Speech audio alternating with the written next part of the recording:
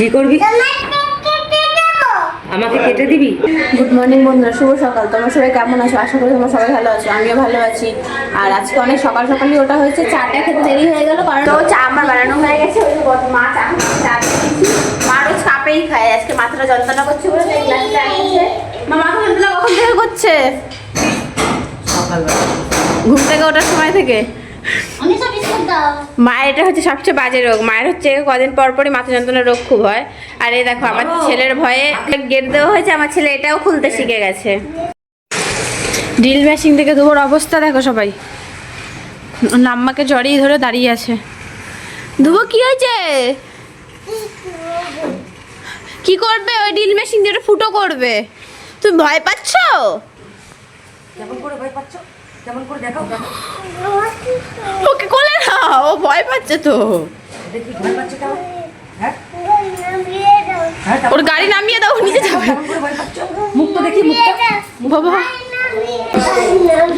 এই যে ছাদের মধ্যে ওনার অত্যাচার শুরু হয়ে গেছে। গাইস তোমরা দেখো, ও আমাদের সারাদিন যেই অত্যাচার করে। ড্রিল মেশিন থেকে কখনো ভয় পায়, কখন মিক্সির আওয়াজ শুনে ভয় পায়, আবার যে কেসে আবার মিক্সি ঘোরাতেও ছাড়ে না। কিসে ভয় পাচ্ছ?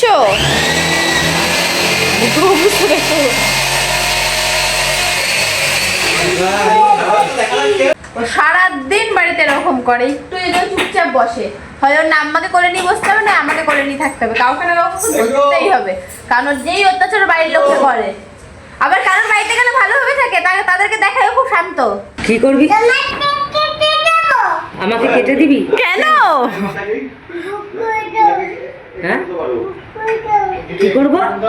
গাইস ওর নাম্মা আমাকে মারার নাটক করছে, ওর নাম্মাকে মারতে চলে আসছে। ওই দেখো, ওই দেখো, ওই দেখো নাম্মার পেছন পেছন দৌড়াচ্ছে।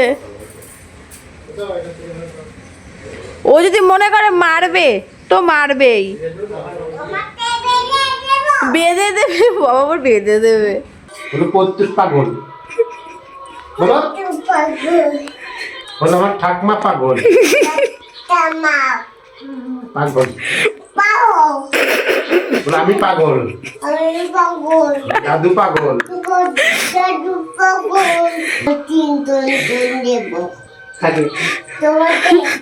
ইঞ্জেকশন লাগবে না তো দাদু?